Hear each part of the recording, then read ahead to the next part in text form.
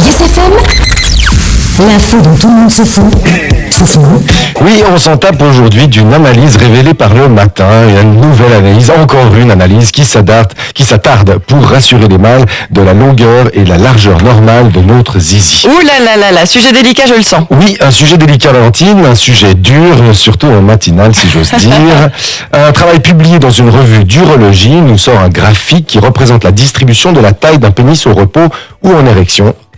Ceci pour réconforter les hommes complexés, voire atteints de dysmorphophobie, c'est-à-dire la crainte démesurée d'un défaut corporel, et plus particulièrement dans ce cas, la crainte d'avoir un pénis trop petit. Bah, c'est plutôt bien de vouloir rassurer les hommes, non? Oui, c'est bien, c'est très bien même. Bon, même si Brian et moi, on s'en tape, parce que de notre côté, on n'a pas peur. Que dit l'article? Bon, l'article dit aussi que le but de cette étude est de dissuader les hommes de recourir à la chirurgie sur le pénis, qui est très risquée. Alors pour mener à bien cette enquête, des médecins britanniques, et dans britannique il y a Brita, des médecins britanniques donc ont utilisé 20 études regroupant la mesure de 15 000 pénis selon une procédure médicale standardisée.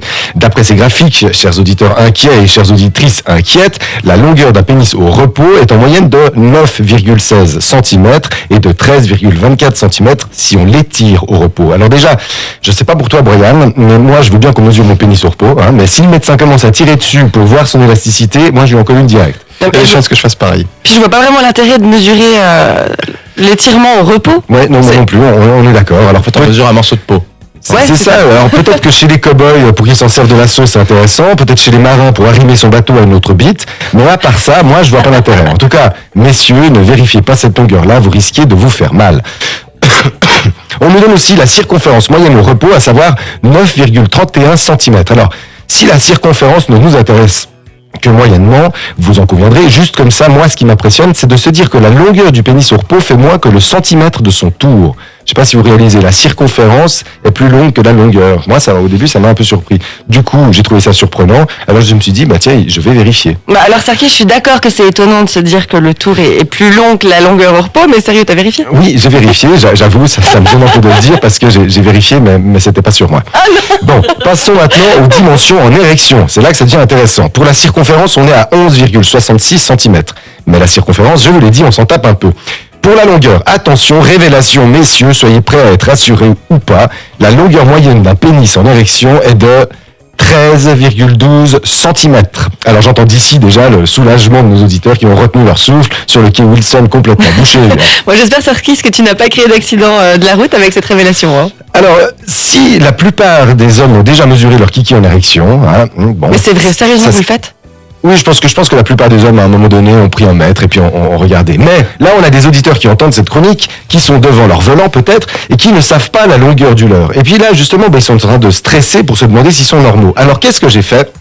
J'ai pris mon mètre et j'ai fait quelques références standards pour que ceux qui écoutent en ce moment YesFM et qui n'ont pas de règles à disposition puissent vérifier la normalité. Mais non, tu rigoles. Pas du tout. Alors, pour ceux qui sont en voiture, si votre engin dépasse un peu la hauteur de la boîte d'un disque compact et fait un peu moins que sa largeur, vous êtes normal. Si vous avez un iPhone 6 par exemple, votre membre doit quasiment faire sa hauteur. D'accord ?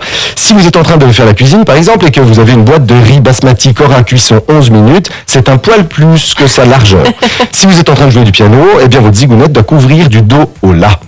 Et si vous êtes en train de faire l'amour en écoutant YesFM, eh bien, ne vérifiez rien, prenez du plaisir. Sarkis, t'es vraiment malade. Mais pas du tout, je contribue avec cet article dont je me tape à rassurer au plus vite les hommes. Et puis, pour terminer, sachez que la majorité des hommes pris en compte dans cette étude sont de type caucasien. Oui, heureusement que ça n'a pas été fait en Afrique, on pleurait. Sachez aussi que la taille du pénis n'a pas de corrélation prouvée avec la taille du sujet. Donc là, je vois déjà les gens dans leur bureau qui regardent leur patron qui fait 1m80, 1m95 et qui le regardent avec un petit sourire. Genre, ça n'a aucune corrélation. Quoi qu'il en soit, moi je le dis, on s'en tape de ces études. Toutes les femmes le disent, ce n'est pas la taille qui compte, c'est comment on l'utilise, n'est-ce pas Valentine ? Absolument, on est bien d'accord, tout le monde est rassuré. Donc voilà, je m'en tape de ce sujet, même si, ok, j'avoue, je ne cracherai pas personnellement sur 2 cm de plus, histoire d'arrondir à 30. Merci Sarkis, c'est ça, on croit.